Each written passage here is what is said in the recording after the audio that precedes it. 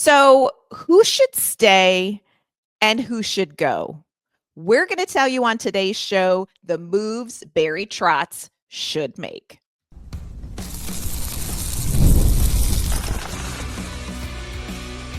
You're Locked On Predators, your daily podcast on the Nashville Predators, part of the Locked On Podcast Network, your team every day. Happy Thursday, everyone. Welcome to the Locked On Predators podcast. Thanks so much for making us your first listen of the day. We are, of course, your free daily Nashville Predators podcast. We're a part of the Locked On Podcast Network, your team every day. Want to kick off this episode shouting out our Locked On Predators insiders and our everydayers who tune in to talk Nashville Predators hockey with us. I'm Ann Kimmel. I am a writer and co-host with Penalty Box Radio, and friends, I have a partner in crime. You do. I'm Emma Lingen, and I'm the Predators site editor and reporter for the Hockey News. Well, the Four Nations face-off kicked off, and on today's show, Emma and I are going to recap that game. But what we're really going to dive into later in this episode is this Nashville Predators roster. With the trade deadline looming on March 7th and the team pretty much out of the postseason picture, we're going to tell you who we think Barry Trotz needs to keep and who Barry Trotz needs to shop when it comes to this roster. And we may have some players that we think are untouchable. We'll explain who they may be coming up. We do want to kick this off by recapping the Four Nations face-off, but I think we need to address the elephant in the room, Emma, for our listeners and viewers. It may become obvious and clear during this episode that Emma and I have had our first fight. It was a doozy. We did, yes. Really tested our relationship. It was tense before we hit record. I may have gone a little over the top in my feelings for dear heavens. It's not the Sidney Crosby Nations face-off. What are we doing? Do we all have to throw him a parade because he skated? And then Emma informs me that she grew up a Penguins fan and loves him. And I was like, oopsies.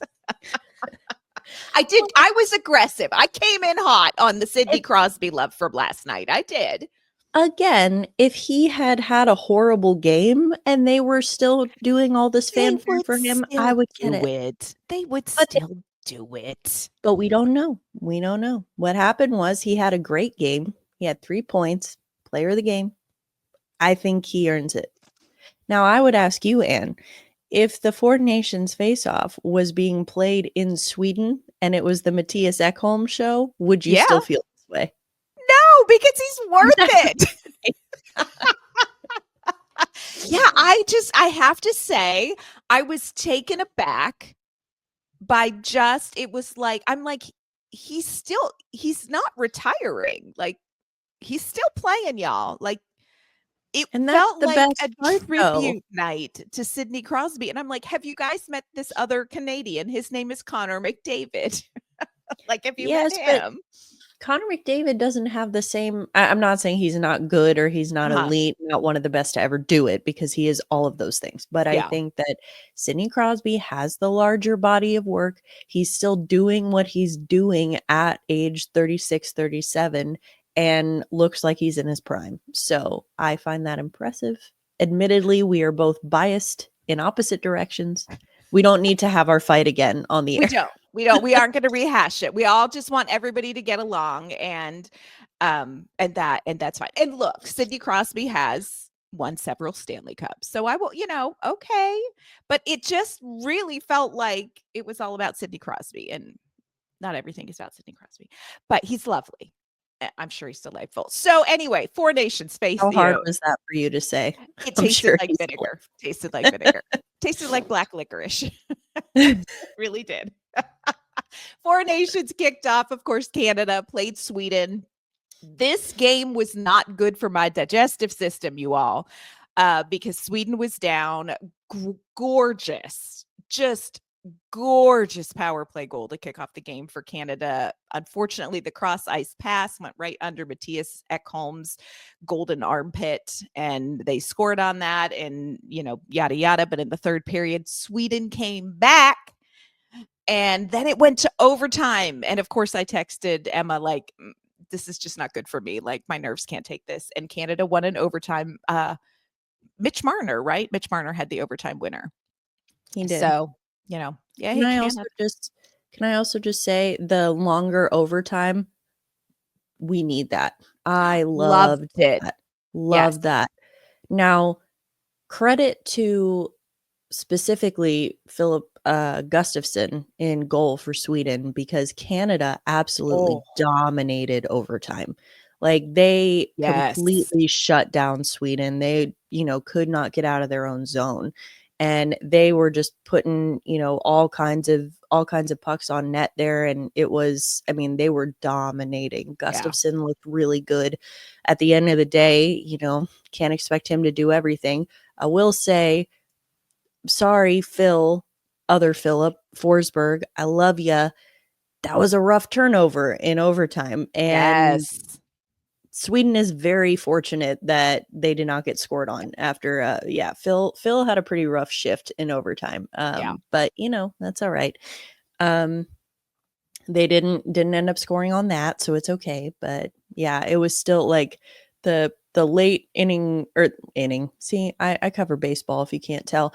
The late period, the third period comeback, and then the overtime, the longer overtime. I'm like, yes, this is best on best.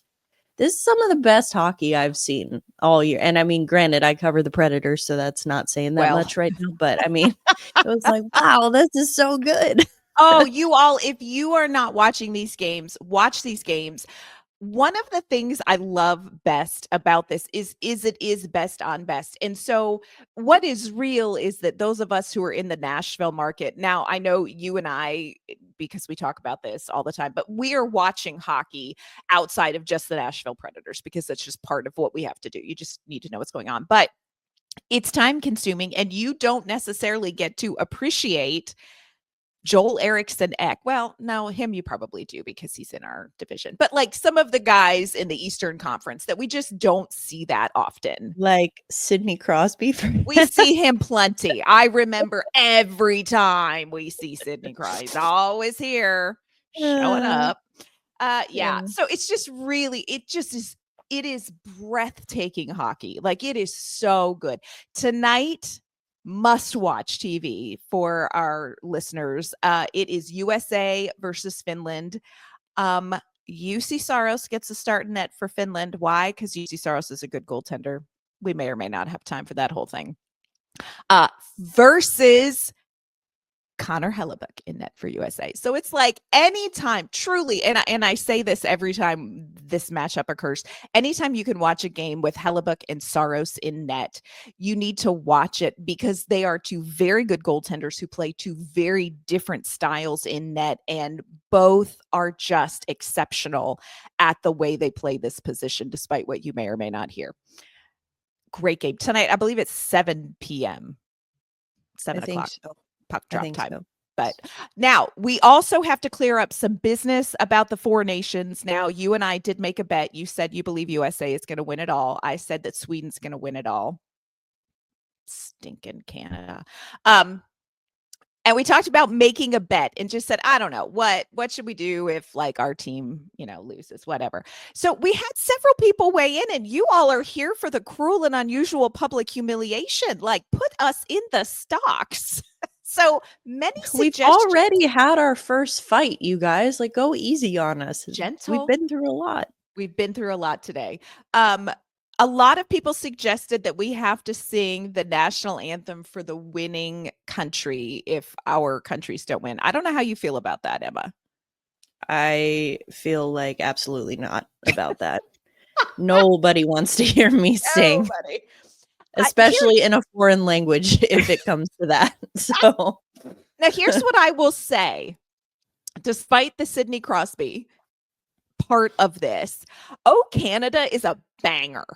Oh, it's an elite elite national anthem. National anthem. It's so much better than the Star Spangled Banner because you can actually sing it. A normal person can sing it. There aren't notes that regular people can't hit.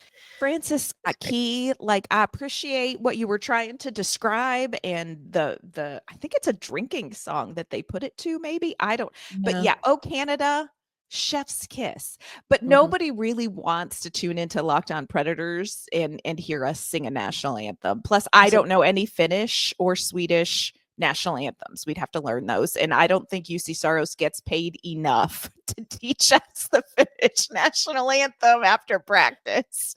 I also, like, again, I have already, gone on air talking like a parrot for you all. And that's the closest you're going to get to me singing. So yeah, we'll do 30 minutes of Emma Yanni Hakkapääing.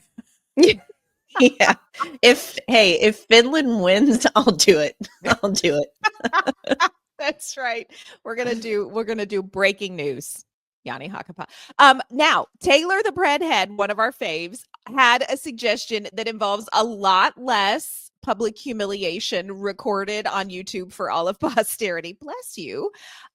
Did say, if I lose, I have to wear the 10-gallon foam best piece of NHL swag hat for a week. And if you lose, you have to wear a catfish hat for a week of episodes. Well, I don't have a catfish hat. You have the... I surely do have it. It's because it's the greatest piece of NHL hockey swag ever created. I know. Maybe there's something else I can wear. Something slightly humiliating, but not as bad as singing the Finnish national anthem. Yeah.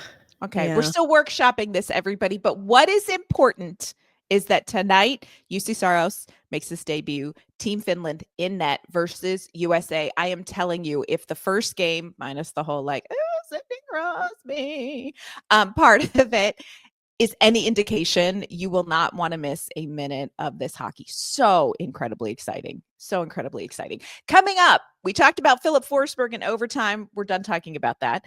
But we do know this. Filip Forsberg, he's not going to get traded at the trade deadline. Gus Nyquist, that's a player we're going to talk about. We're going to dive into some roster questions and give you our for sale lists ahead of the trade deadline.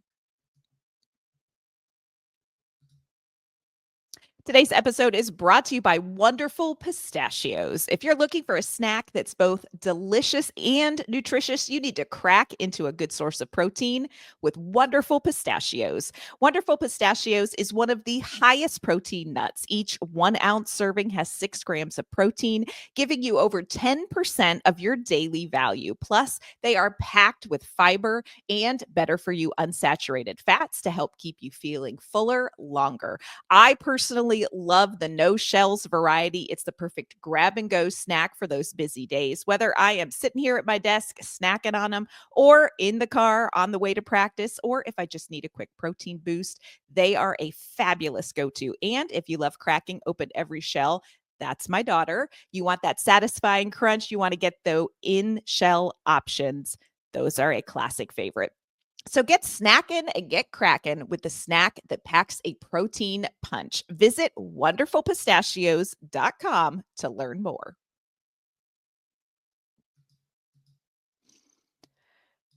All right, Emma, anybody who is not a first-time listener will know this season has not gone as expected for a myriad of reasons. Nashville now sits as one of the teams with the worst records in the entire league. I don't think you have to be Scooby-Doo to suss out that probably Barry Trotz is going to be a seller at the deadline. Quick question for you. Do you see Barry Trotz doing any buying at all? No. I mean, it depends. Again, I think buying can take on a lot of different meanings. Do I see him doing any renting at the deadline? Absolutely not. No. Do I see him doing any big game hunting at the deadline? No. But maybe a piece here and there. Yeah. I think if there's something out there that he's like, you know what, this is a good long-term, affordable, we don't have it piece, Barry Trotz would consider it. But Barry Trotz, again, has been very clear he's going to hang on to those 3 first-round picks pretty tightly. So, yeah, I think we're looking at a guy who is doing a lot more selling. So I think it would have to be a really exceptional player and a really exceptional deal for Barry Trotz to go, you know what, I'm going to add this long-term piece to this team right now. So I'm with you, renting, not happening. Barry Trotz ain't renting no tux. When we look at the Predators roster, there are a number of players who I think likely to be sold or moved at the trade deadline. There are some players that people think could be or should be sold at the trade deadline. But let's start with this question, Emma. When you look at Nashville's roster as it stands right now, who is the most likely to be moved at the trade deadline? And I bet you and I and our listeners agree on this one. Gus Nyquist. Love you, Gus. I love Gus. I love him dearly. Great guy. But, realistically, he's a UFA after this season. He is not and never was part of this team's long-term plans. Even if he stayed through the season, I don't necessarily see him getting re-signed after this year.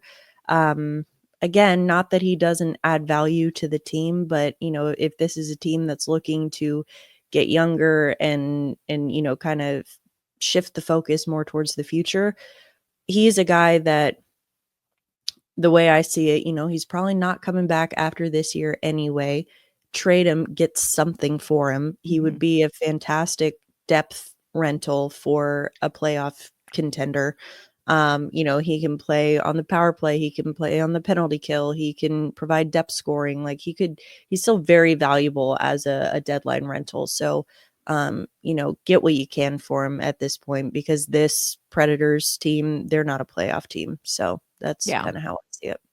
I agree with everything you're saying. I think it's interesting because, of course, Barry Trotz has talked a little bit about Gus Nyquist and just really likes him. I think they love his veteran presence. I think they love what he contributed last season. I think they like kind of the stability that he brings as well. But at this point, with the Predators where they're at, I think they have other priorities for the rest of the season that doesn't involve making any sort of push for the postseason. And I agree with you. Other teams should look at Gus Nyquist, who are looking to say, hey, we need to shore some things up before we make a playoff run. Gus Nyquist is going to be a guy you would want for that. So I agree with you. I think he is the obvious one that is likely to get moved at the trade deadline. Do hate it. I hate the trade deadline. It always feels a little, and I get it. It's a business and you have to put together the best team for where you're at. But yeah, I do hate that.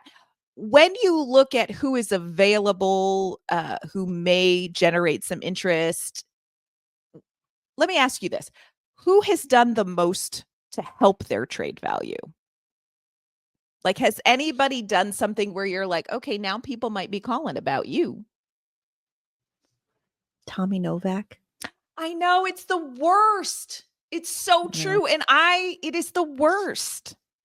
But at the same time with him, unlike Gus, not on an expiring contract, he's still got 2 more years after this one, which, at the trade deadline, teams may not be willing or able to take on that kind of cap hit. Not that he's making an exorbitant amount of money, but it's still, he's not a rental, not in the same way that Gus would be. He's sort of I don't know if you call it a long-term rental, a rental with term. I don't know. Yeah.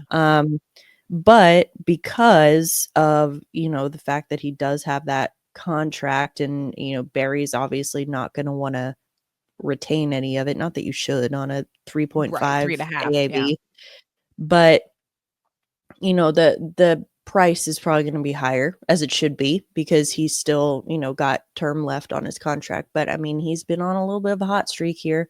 Now, he did not have a good playoffs last year against Vancouver. So I don't know if teams are looking at that, thinking about that. But he's one that I could see teams calling about him.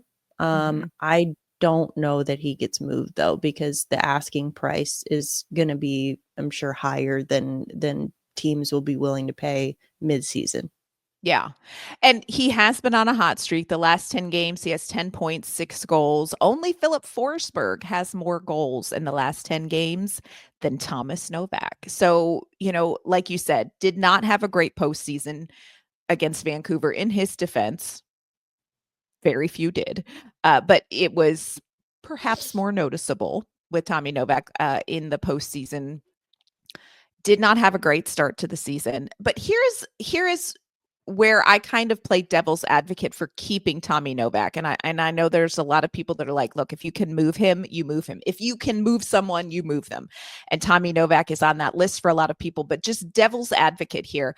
Tommy Novak's line with Fedor Svechkov and Zach LaRue, when the three of them have played together, have generated some of the best high danger chances, including better in a lot of games than that top line. They have also generated the most expected goals for in a lot of these recent games. And so when you look at two players that are in their rookie season with Svechkov and LaRue, and you see the success they're having with Novak, there's a part of me that goes, is there something there that could last? And I think that's something to keep an eye on. If he is not moved at the trade deadline, let's keep an eye on Tommy Novak and see, do we get more time with him with these young players? And is there something there for Nashville that might be able to build on next season? I don't know. But it's just something to think about because he's been very good in the last 10 games, which not a lot of other people have been if we're just talking about the Nashville Predators this season. Coming up, we're going to talk about the player that I say don't even think about it, and you all are going to disagree with me. But I'm going to lay out my case for why you don't touch Colton Sissons.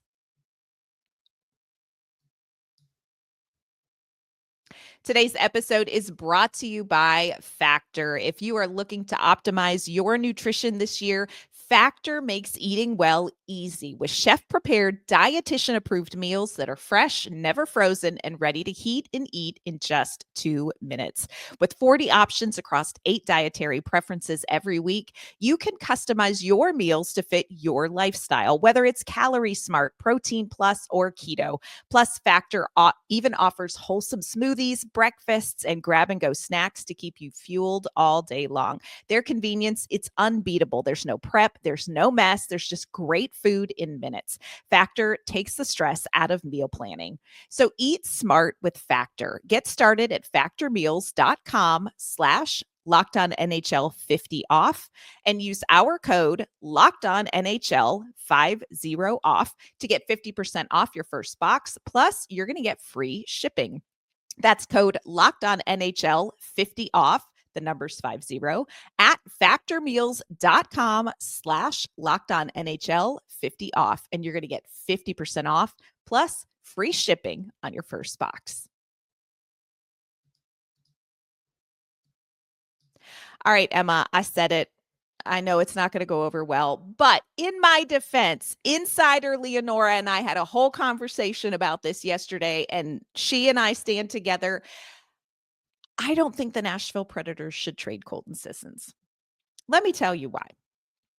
If somebody calls Barry Trotz and says, hey, I'd like to talk to you about Colton Sissons, the first thing I think Barry Trotz should say is, can I interest you in a Mark Jankowski?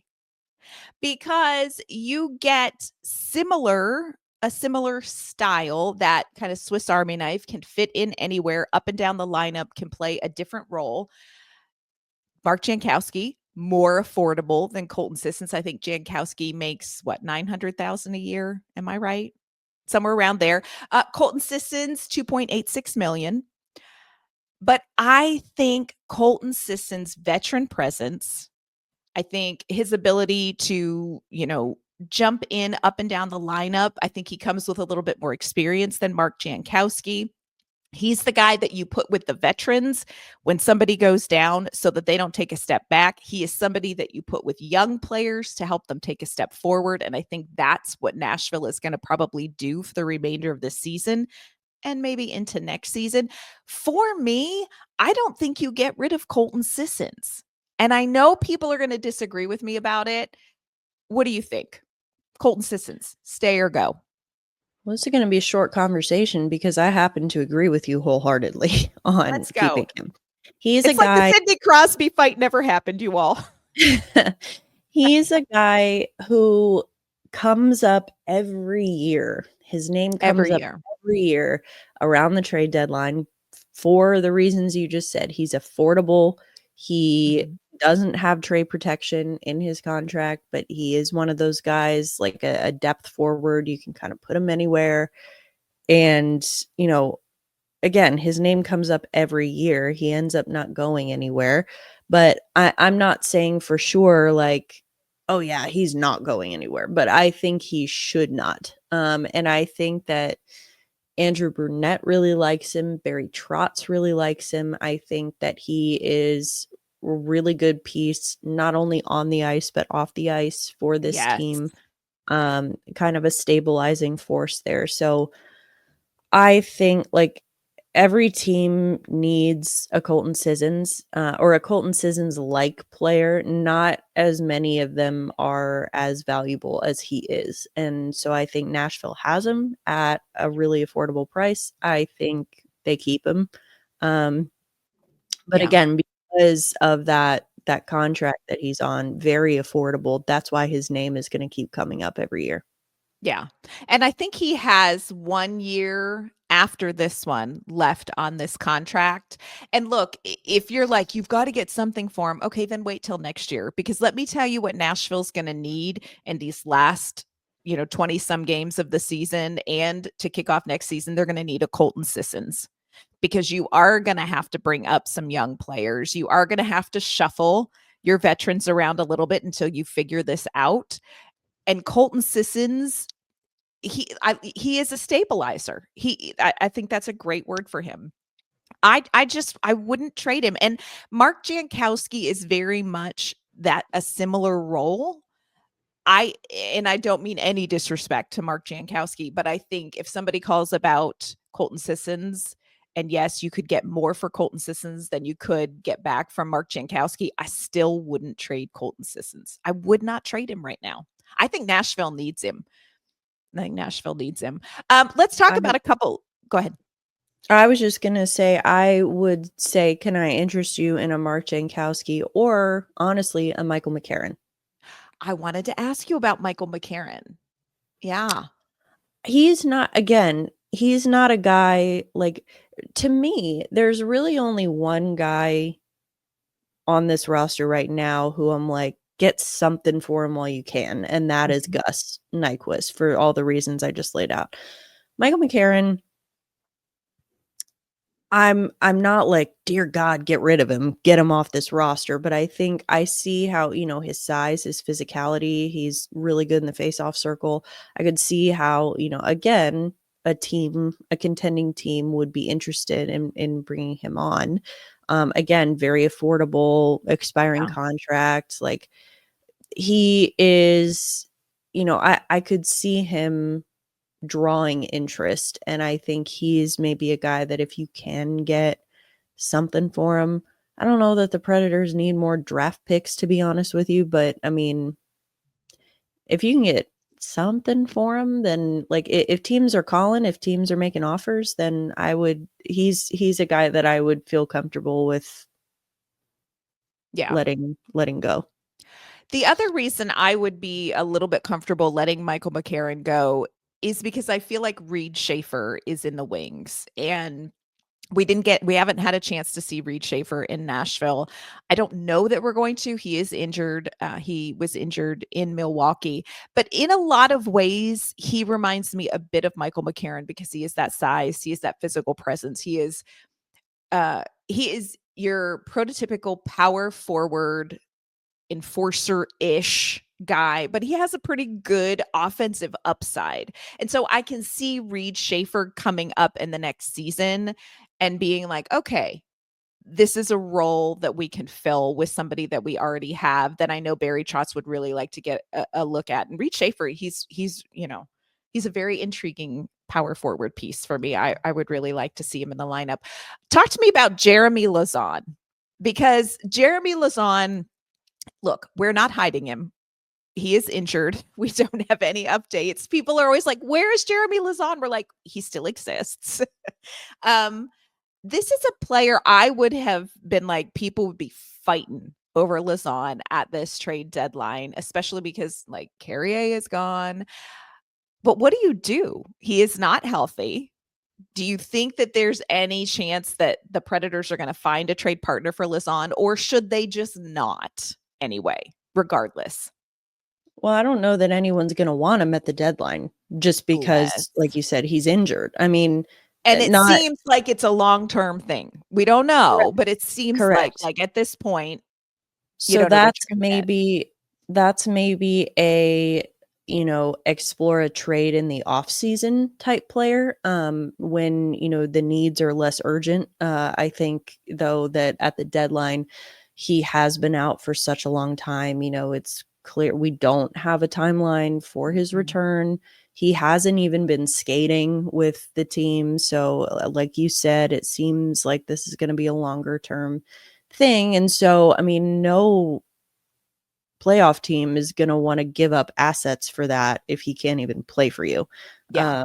So If he were healthy, do you think he would be generating interest in if he were healthy, which clearly he is not? Do you think Barry Trotz would move him? Depends on what the offers are. Again, he's a guy that I think off-season trade, he could be an interesting off-season trade candidate for me. I think he does have that size on the back end and the physicality. He has been a bit of a penalty machine this year when he is playing, but otherwise, I mean, I think that he does provide a lot of value there in that regard, but I don't know. He's not a guy that I would just like try to get rid of at all costs. It's more of like, okay, let's, see what we can get. He should probably generate a pretty high asking price because he still has time left on his contract and it's very affordable. But yeah, I don't know. I definitely don't see him going anywhere at the deadline this year, but maybe in the off season. I'm going to be honest with you. I feel a little twitchy about moving defenders because the defense has been so rough. And I know people are like, then that's why you need to get rid of them. But I'm also like, and then what? Yeah. And then what happens? Again, because we're not going to see Mollendijk or Gibson. Those are kind of the two that people are like, oh, but they're in the pipeline. You are not going to see them until, well, probably you're not going to see them until next season. They're certainly not going to be available to Milwaukee until their seasons end. And you're looking at April, maybe, could be longer, depending on postseason runs for them and their teams. So, people are like, oh, you need to trade them all because the defense is so bad. And then what? Yeah. Well, even with the guys that you have in Milwaukee, you look at Stastny, Del Gaizo, etc. They are not Jeremy Lauzon. They are not built like Jeremy Lauzon. And so while they do a lot of things very well, they don't provide the same asset to the lineup that Lauzon does. They are not his size. They are not that physical.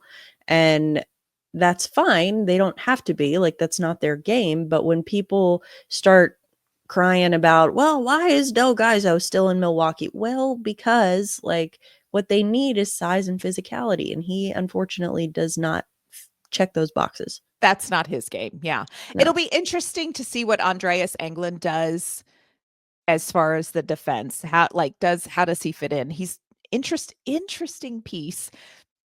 So high last season with the LA Kings and then on waivers this season for the LA Kings. So I don't know. That'll be an interesting one to watch because there is kind of your size and physicality. How will he fit in? I don't know. We're going to have to see, but it's going to be busy. Barry Trotz's phone is going to be ringing at the deadline. It'll be interesting to see what deals he does make. It'll be interesting to see what he passes on. So we're going to keep our eye on that and, of course, keep you updated as we hear moves. Again, the deadline is March 7th, so we've got a little bit of time to worry and fuss, as one does. But tonight, we will not be worrying. We will not be fussing. We will be watching Jussi Sarosenet for Finland. We will be watching Connor Hellebuck for Team USA. And we will not be dreaming of Anne or Emma singing any sort of national anthem publicly. We're going to still workshop this. I don't know. I think the hat thing is fine. The lighting would be a nightmare for me because it's literally like an eclipse, y'all. It's just a giant. The hat is giant. Yeah. I don't know. I gotta think about what sort of embarrassing headwear I have. I think I have some like reindeer antlers. You do, but they were Christmas delightful stuff. at Christmas time. I thought you wore That's them. I true. thought you rocked them. Thank you.